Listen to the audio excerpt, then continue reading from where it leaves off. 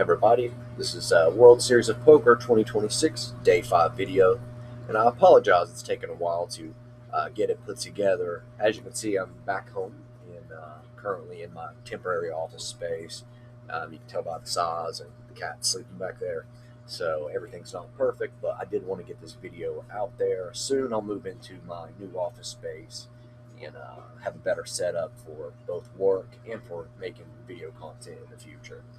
This tournament, it was the $1,000 buy-in, just event 85, $1,000 no limit holding. And I actually loved this event. It was actually one of my favorite tournaments because it didn't have a fancy name, the Gladiators, the Ultra Summer Stack, whatever. And I think because of that, and you got a lot more, regular players, some pros, and it just felt like a cream of the crop. I had a few good players at several tables that I was at. So that was really, really fun, and it was just such a great tournament. And I think that probably the best way to start off this video is here. A few hours before this hand, I had worked my stack all the way up to a reasonable stack from starting, which I believe we started with about 20K, 30K in chips, and I had found myself in a place with 8 big blinds, and I was first to act. So first to act, 8 big blinds. As I say, 8 rotations around the table, and if I can find a way to win this hand, I'm right back in the tournament, and if not, then I am out. So we'll let the video speak for itself.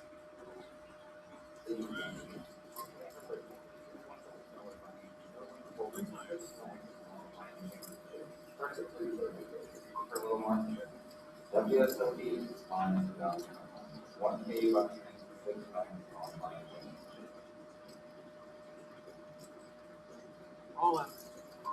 A set of fours. Set of fours, baby. You have ace queen.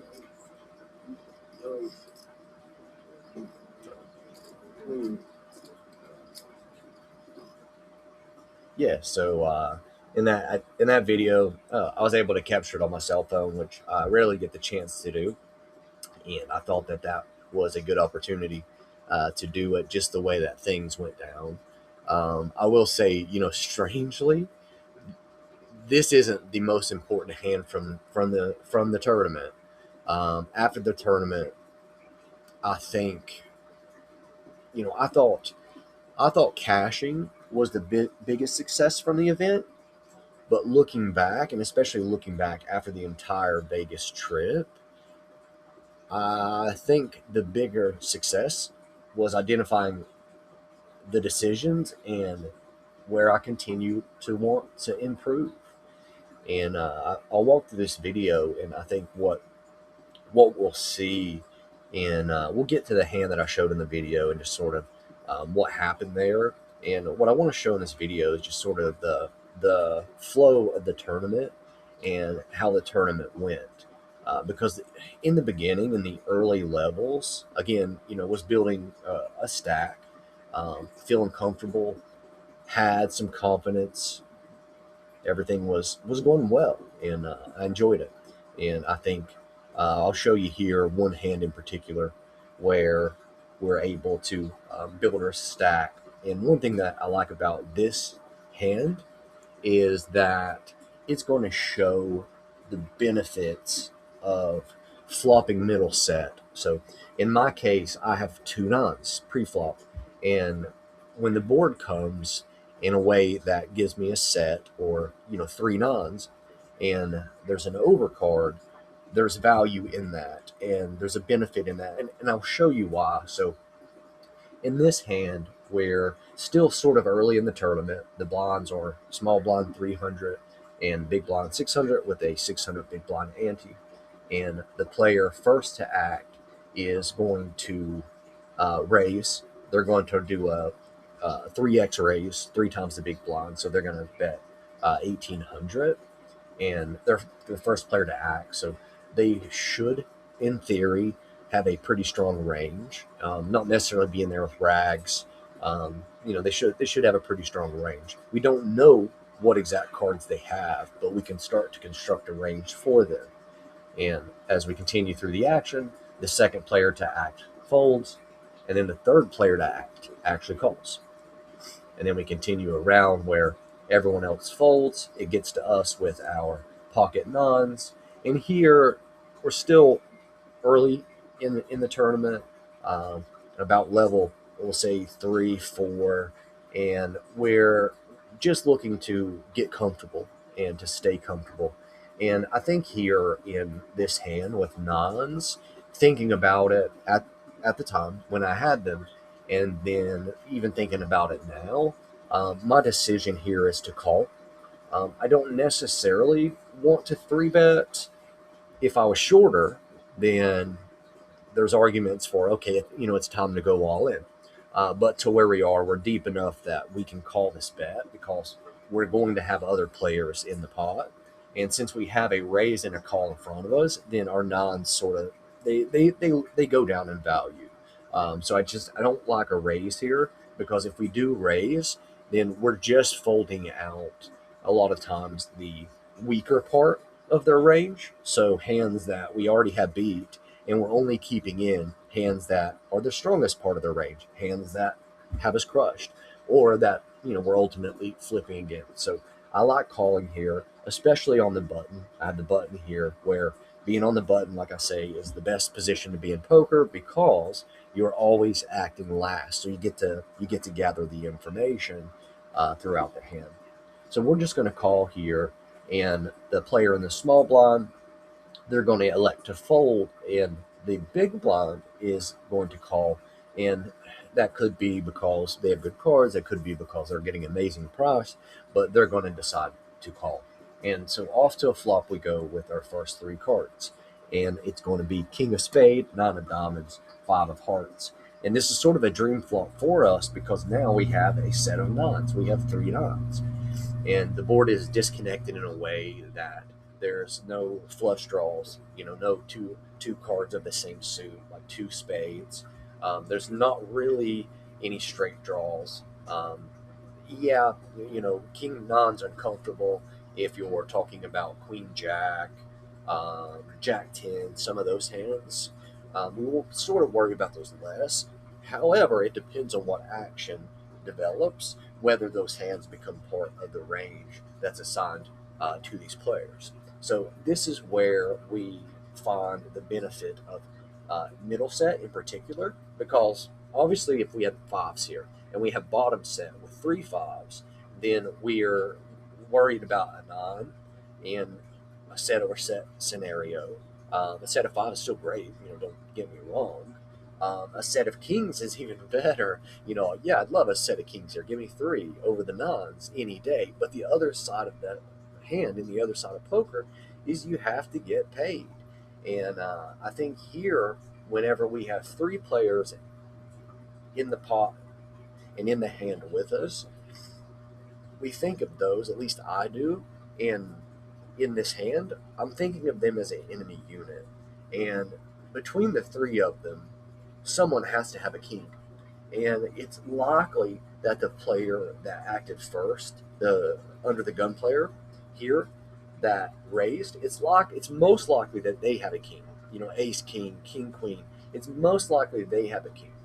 But the player here, the player 3, the third player to act, they could as well. And then also the big blind, they could have defended, kings as well. So again, here the benefit of having middle set, when there's a card higher, in this case the king, we absolutely have to find a way to stack off against a king. We have got to find a way to get the money in, and if there's a king out there, we have to find a way to get the chips in and get paid.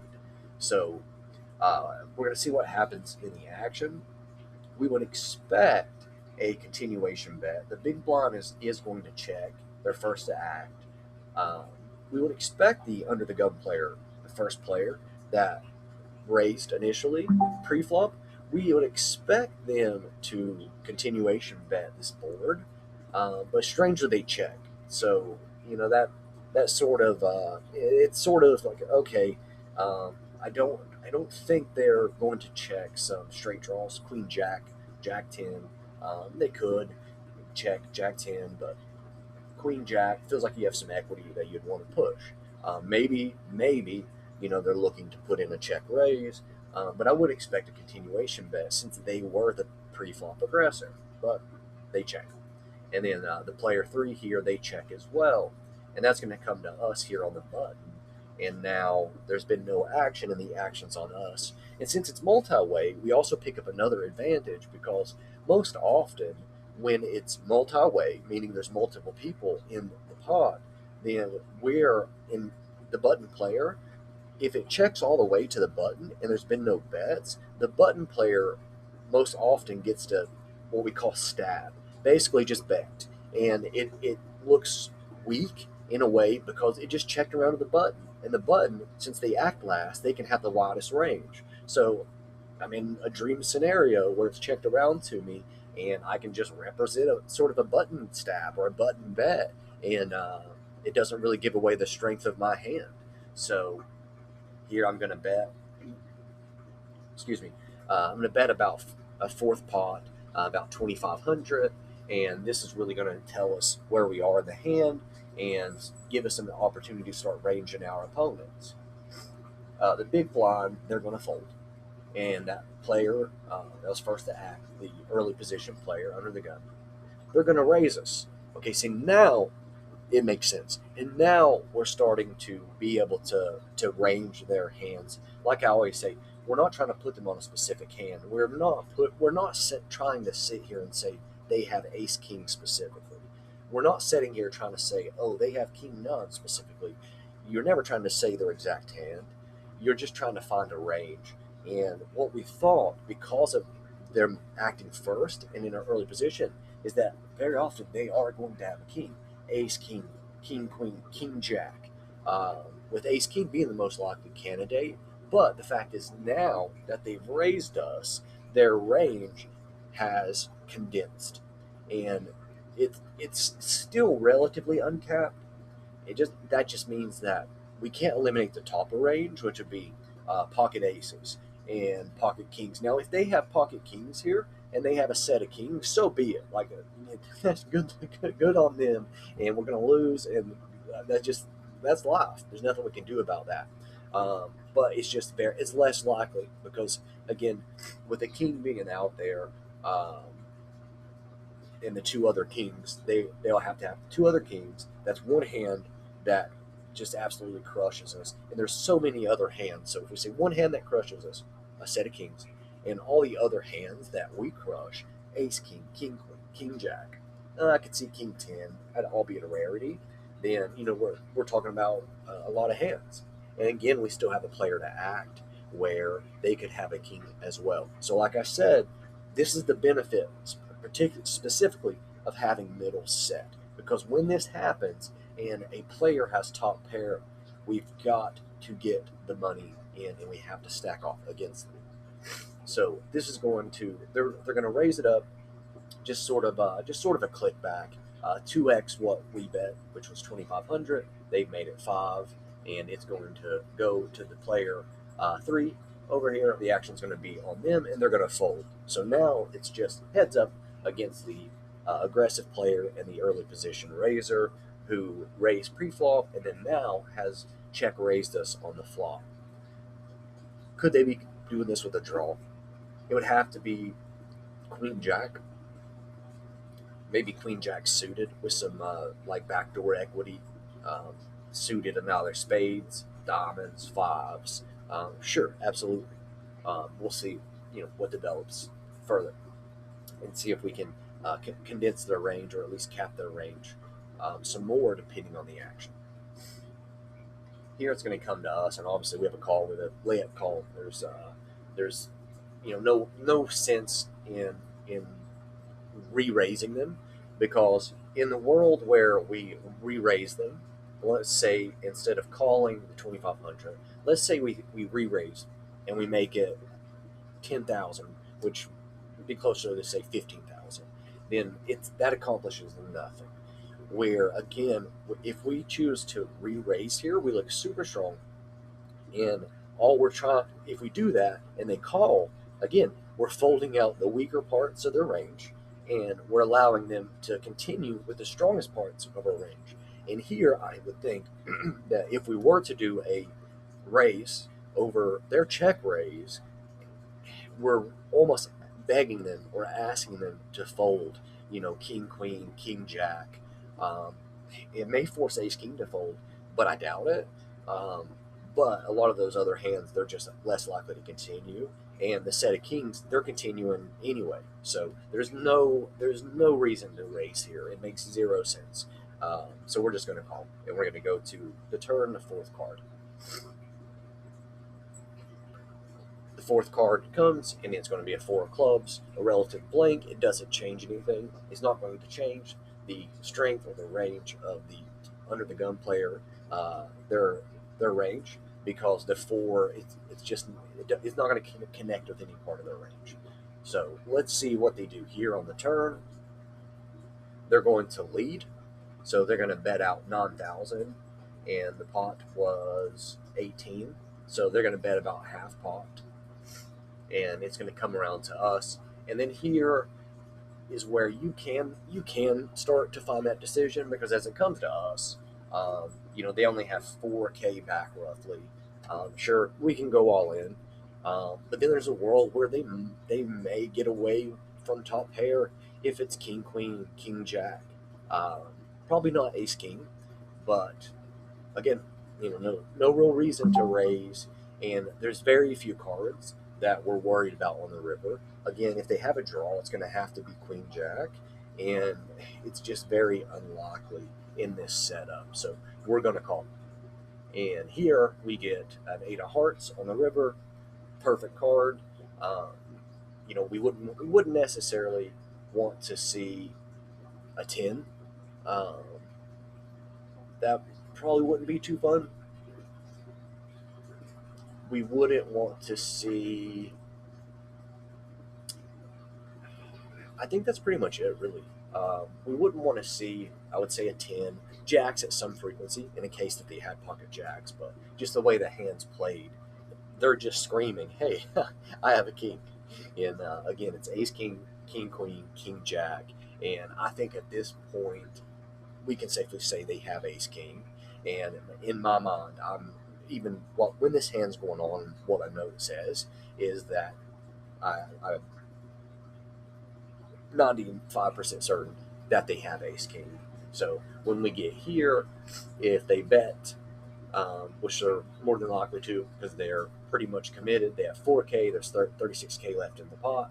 They're going to go all in for the remaining 4,200, and we pretty much have a snap call. And again, the only hand that really beats us is a set of kings. And if they have pocket kings, to have three kings, then, good on them.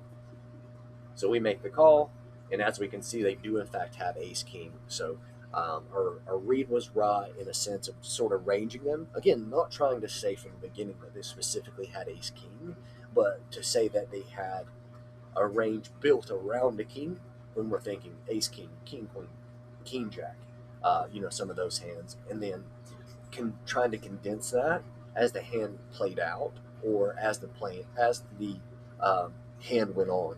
And again, this shows us the benefit of having middle set, because as long as we continue to have middle set and that top higher card is there, specifically the king, then we have to double up. We have to stack them off. We have to eliminate them. Whatever the case may be, we have to find a way to get all the chips that we can from a king. And that's a lesson here. That's what my notes say.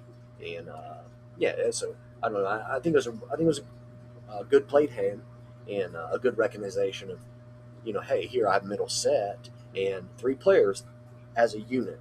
I'm going to combine them all into one enemy. Between the three, someone has a king, and we're going to get paid here. And that's ultimately what happened, and that's how we built our stack, here in the beginning. Then here, still playing on, playing for a little bit. Blinds are still the same, so that tells me we're still on the same level.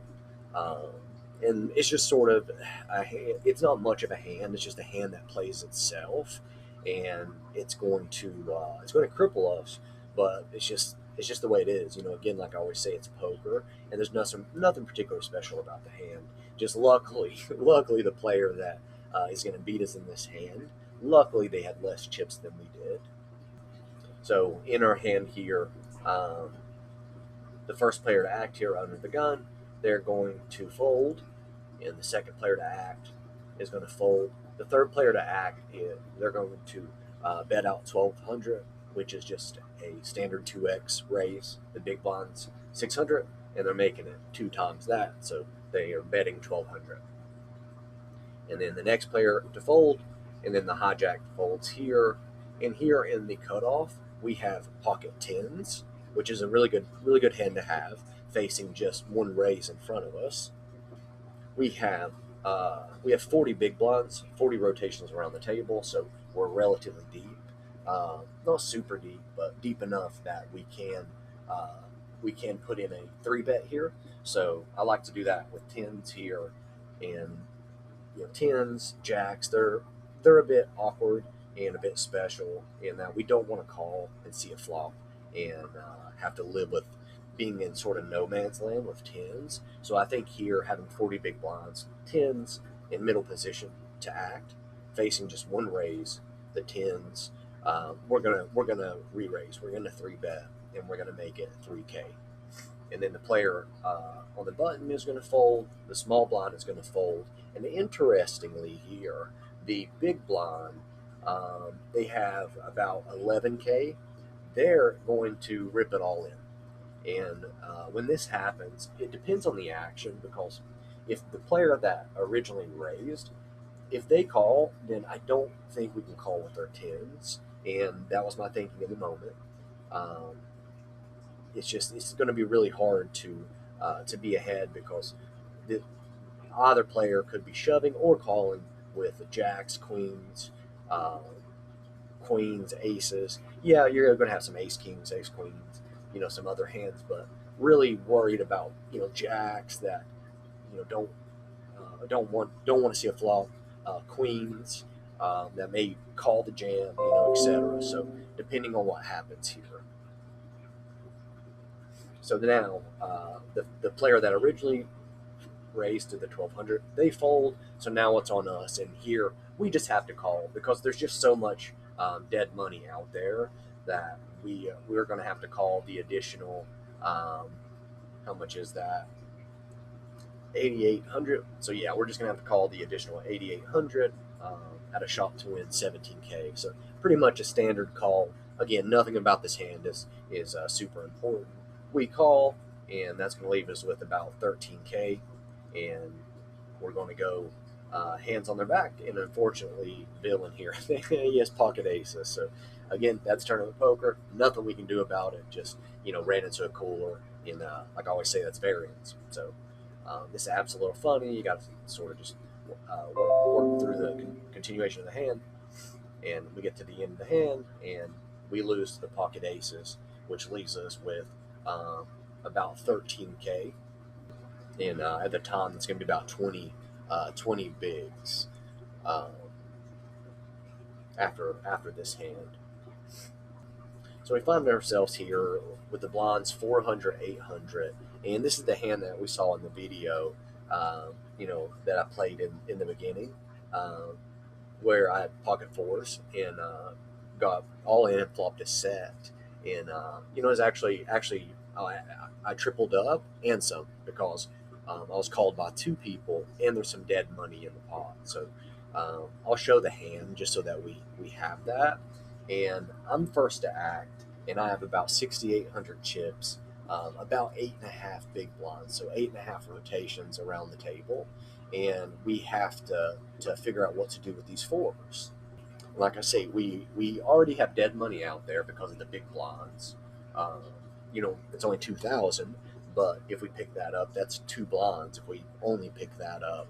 And with pocket fours, small pocket pairs in general, their greatest value is going to be their showdown without shoving. They want to shove. And what's interesting is that even if you check like a push fold chart or push fold at, even if you adjust it as high as it can go to say 50% tighter, just meaning, uh, you know, make what I can shove with or call off with, uh, have to be 50% stronger. Pocket fours are still a shove. So, good on me here to be able to recognize under the gun, non-handed with 8.5 bigs, that pocket fours, it's a jam. And, I've found throughout this trip that my short stack game, good.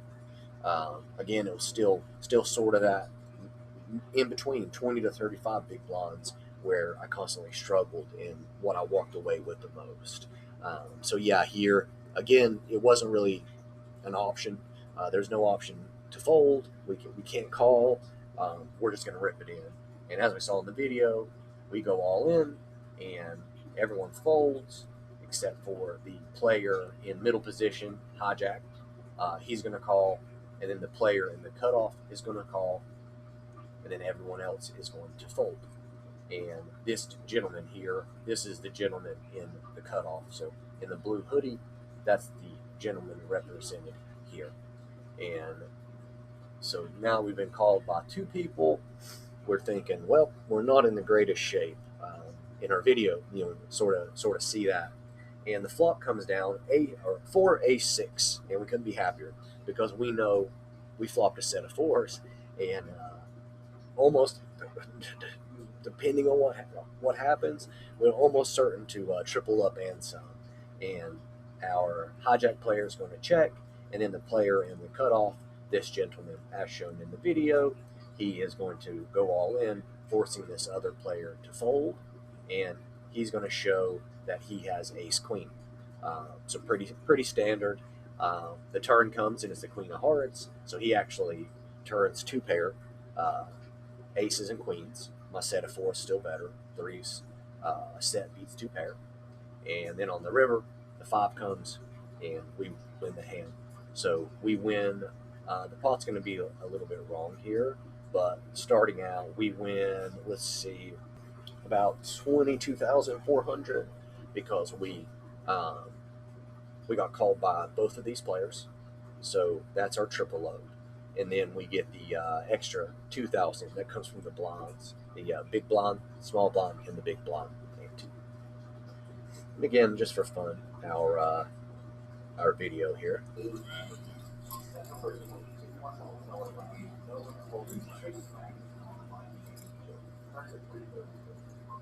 Just sitting here thinking, got two callers. Then we see that flop, and it's a dream. Don't care what they do. A set of fours. Set of fours. You got ace queen. You got ace queen. Oh, he turns queen. It's on the river. No ace, no queen. Excellent. Some.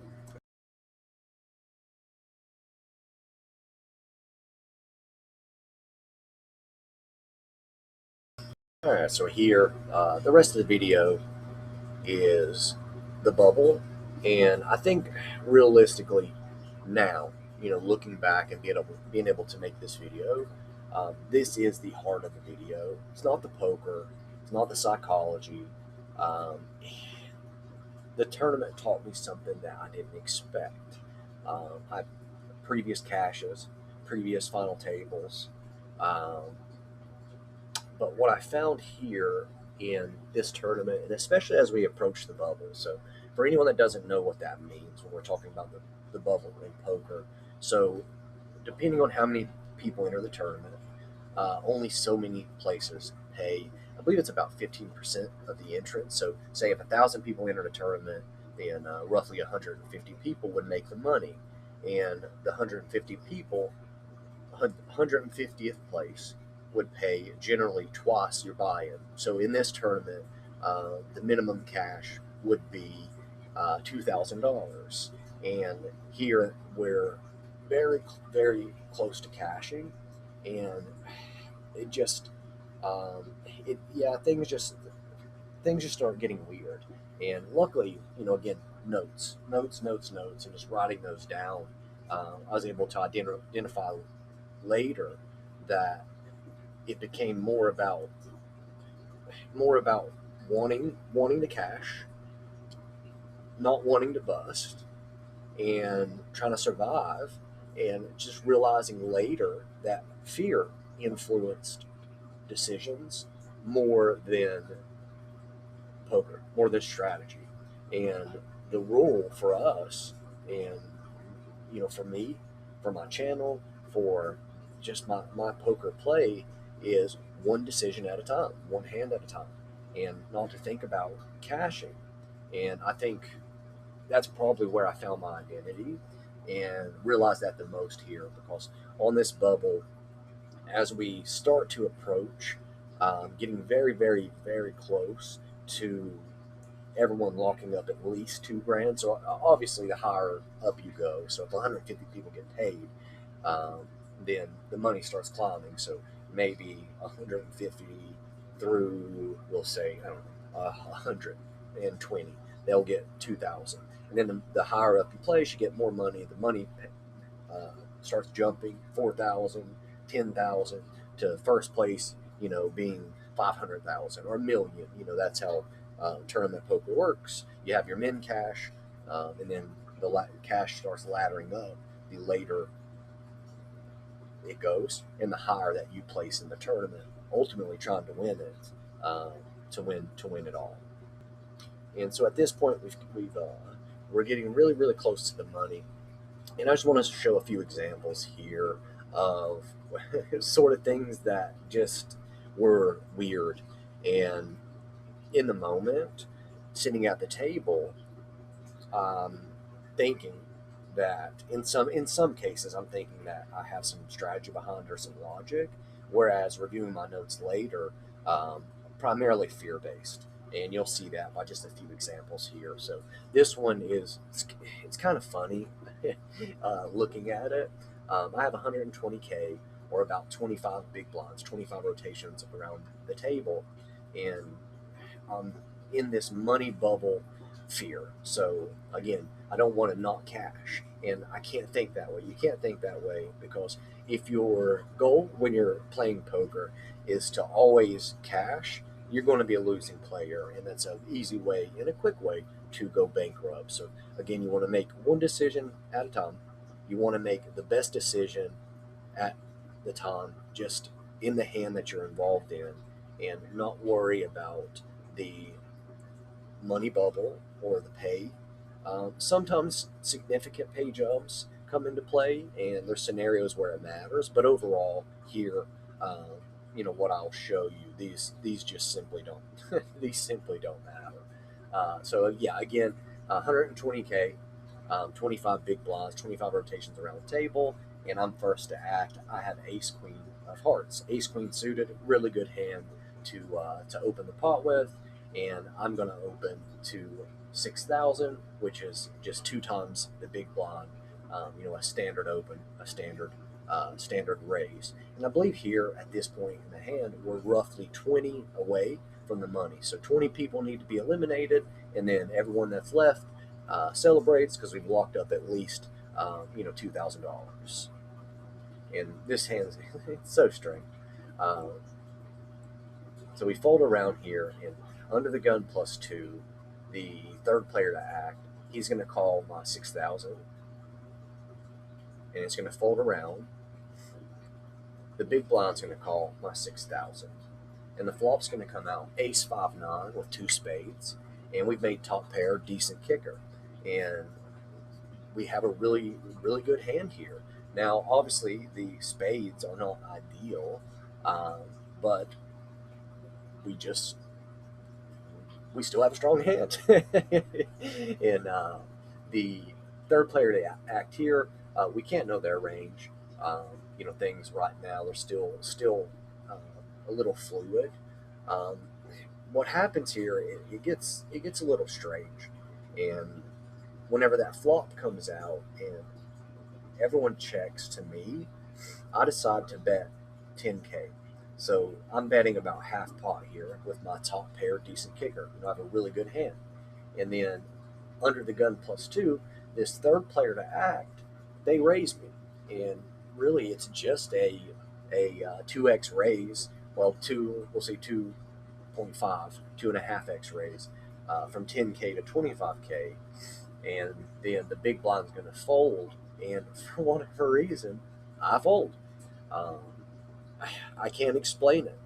There was no real logical decision other than at the time, and from my notes, writing down that I didn't like the spades and me having hearts. So spades on board and me having hearts. This player in particular, they had been giving me fits, and I don't think a straight fold is the best play here. And I think the most important part is I just sort of folded without any logic. Again, because wanting to cash let fear drive the decisions versus even trying to figure out, okay, what hands are they representing? Are they representing something like ace five, um, offsuit, ace five of diamonds, ace five of spade or clubs, things of that nature. And sure, absolutely, they could have ace king, but I think that looking back now, I think obviously the best decision is if I'm going to bet this 10K, then I can't bet this 10K to fold. If I'm going to fold, I'm better off checking here and letting it check through. But that's a terrible idea because there's two spades on the board, and I need to bet because I need to fold out those flush draws. Things, like um, ace, king of spade, or well, actually, um, like ace, jack of spade, king, queen of spade. There's so many spade combinations that can exist. So here, when they raise to 25K, then they could just simply be pushing a spade draw, and we can't fold to just one bet. We have to call one more and see what develops on the turn. If spade comes, okay, whatever. But we have to call this bet, and folding here was just very, very strange, uncharacteristic. And like I said, at the time, I made a note and had some logic behind it. But clearly, looking at it now, fear, just not cashing and wanting to cash was driving a lot of these decisions. And there were some more, but really that's sort of it in a nutshell. Um, as far as those hands, another example, I won't show the hand, but another example, we're about five away from the money, and I have about 50K, 12 big blinds, and I'm in the low jack position, which is here, and that's sort of middle position, middle to late position, and I have king, queen offsuit, so they're not the same suit. I have king, queen offsuit, and I'm facing a uh, under the gun to the second player to act, a minimum raise 2x. So they play bet about 6,000, and whenever they bet that 6,000 from early position, me in the low jack with king queen off, which can play pretty well depending on the flop, uh, I fold again. I fold, and I think it's a bad fold. And my notes at the time is that the early position raiser, I had profiled him as being taught from just the little info that I had gathered, and really that profile was based in fear and not logic and hindsight. Because from my notes, he was relatively new to the table. I didn't gather a whole lot of information on him. So, if I'm being honest with myself, um, fear. That's just continuing to make bad decisions as we're approaching the bubble. And as you can see, as a result, things like this, now all of a sudden, even though we're five away from the money, five people need to be eliminated and we cash, then we're starting to get into situations where we're making bad decisions, playing bad poker, and we may not even cash because we're trying to avoid not cashing. And that's likely what's going to happen because we're trying to avoid it. I don't think in the moment, I don't think I was scared until I looked back and looking at the notes, looking at the hands, like around the bubble, and especially as we got closer, five away, one away, like things just they do not make sense. And the notes that I made, they don't really match. And I know now for sure, definitely 100% fear based in these situations. Last example I'll give, if I'm being honest with myself, because that's what I'm all about, honesty. Um, I'm always trying to get better. I don't pretend to be the best poker player. If I'm going to show winning hands, I'm also going to show you losing hands. I'm going to show you mistakes that I make and how I learn from them and how I get better. And we're one away from the money, and it folds to me on the button, which not in this hand, but it'd be this position here. And like we always say, the button, great position to be, the best position to be in at the table because you act last on all the streets except for pre-flop. But we need one person to be eliminated. One person gets eliminated, and we're in the money. Everybody's locked up 2K, and it folds. Everybody in front of me folds, and I have a6 offsuit, and I have about 12 big blinds, 50K. Both stacks to my left have about 200K, and I know with just 12 bigs, it's a jam, all in. It's an all in, all day long. It's a jam. But I fold. I couldn't pull the trigger, and again, I think looking at it now, not cashing with one elimination remaining was a terrible thought at the time of the hand, and I need to make the optimal choice. And in that moment, I think it was definitely uh, my note is we're one away from cash. I don't have to force it. They have me covered by so much. Let's just get this one elimination down and go from there. But the real choice would have been shove, get it through because we only have two players to get through. They're most likely going to have junk, and if they wake up with a hand, they wake up with a hand. Otherwise, maybe they wake up with ace deuce and they call us and we double up.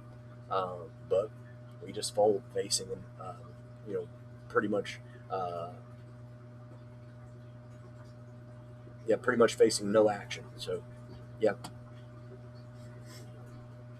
and it's funny because, again, I don't think a lot of times the further we were away, like 20 people needing to be eliminated, 8 people needing to be eliminated, etc. Um, I don't think I was scared. Looking back now, then I can realize I was scared to not cash long before I realized it in my note. Um, I think I sort of realized it in my notes about 1 to 2 people away from the money, and I believe it happened much sooner, like 20 away from the money. But at least here, so we made the money. We were able to survive until it was I think 100 and or I'm sorry 1,732 people entered, and we ended up placing 237. So even after the bubble popped and we cashed, we were able to double up, continue playing for a little while, and going a little bit further and getting 237th out of 1,713 people in what was a really tough field. So, happy to cash here. It was my second cash of the trip, and for $2,000, that was nice. Um, our bust out, our bust out hand was pretty straightforward. Um, we had Ace Queen suited, Ace Queen of Hearts. We're first to act. We have 40K, 8 big blinds, 8 rotations around the table. We're going to go all in. Too strong of a hand to do anything else. We can't call, we can't fold. We're going to go all in and hopefully get it through or get called by a hand that we're dominating, ace jack, ace 10, or a hand we're flipping against, even if it's jacks or pocket tens. Unfortunately, the player here in the low jack, uh, middle to late position, they're going to call, and they're going to have pocket aces. So, I love getting called by him because he was so active and he'd been in so many pots, calling all ins with king queen and ace four, and when he called, I'm like, yeah, we're in good shape, and yeah, he flipped over aces, and like, oh, and then that's life, and the board ran out in a way where didn't really pick up any equity. Um, King 10 on the flop gave us a tease, but we never really picked up the jack. So yeah, that was our bust out hand, and that's pretty much all there is, to that. It felt great to cash, but like I said, when I reviewed my notes later, that's where the bigger lessons came, and I think that you can't put a dollar value on that. It's worth more than the $2,000. Um, I learned that the bubble pressure changed my decisions more than I realized. In my notes and at the time of playing, I didn't realize how much it had changed and influenced the decisions that I was making, um, until I reviewed it later. Then I realized it was influencing it was so much more. And I've got to get better at that, and that's something that I'll be actively working on. We're studying, practicing, and making it a point to not worry about cashing, not worrying about that money bubble, and the pressure, not letting the fear kind of drive the decisions. Let the decisions drive the decisions. I think lessons learned from it. Obviously, eight big blinds. It doesn't mean you're dead. Stay patient. Find good spots. As long as you have some chips, you're still in the tournament. Um, and I got lucky to have those fours early on when I went all in and got called by two people and fought the set. That was luck. But you know, like I said, eight big blinds. It doesn't mean you're dead. As long as you have some chips, stay patient, find the right spot, the right decision.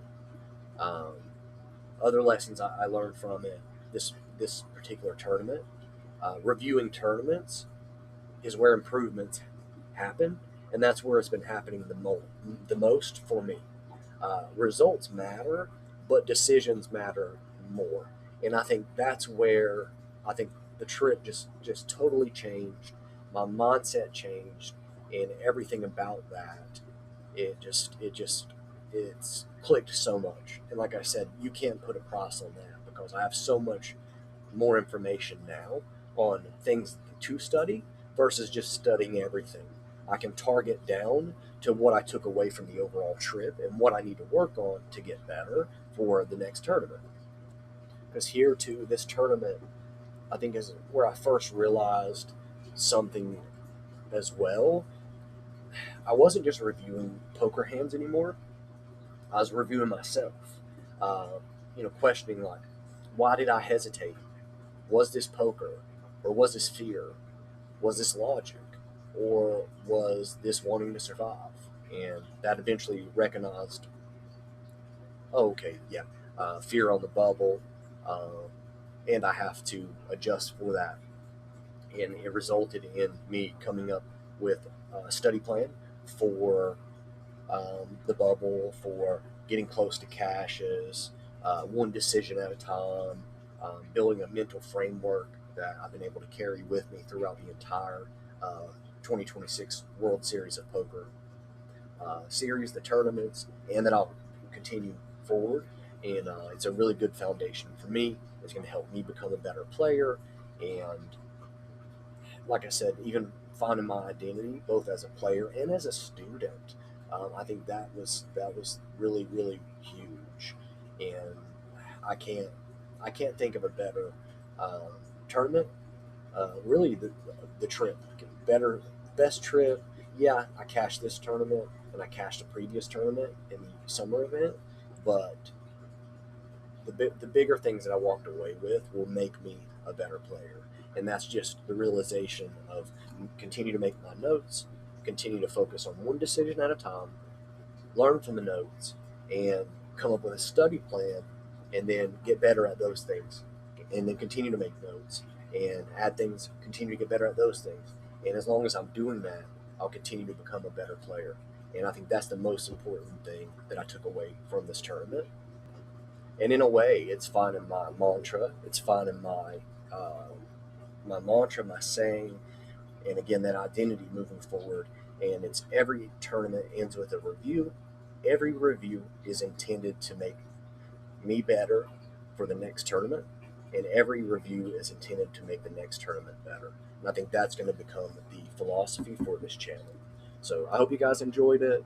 Um, Sorry I couldn't get this out sooner, and thanks for watching. I appreciate it. I hope to get set up in the new office soon, and I'll try to do a closeout video for the Ultra Stack played 2 days of that. Had some weird stuff there. I played 2 days. I'll combine them into one video, and then may try to do just an ending for the 2026 World Series of Poker in that trip. If not, I am currently studying, preparing, and getting ready to go play Cherokee, the World Series of Poker circuit. They'll be at Cherokee in August, and I'll be playing at least 2 tournaments. And I'm studying and just really drilling through everything I need to get better at, everything I made notes on, and the things I want to improve on from Vegas so that I can carry that into Cherokee and do things better. So thank you for watching, and please like and subscribe.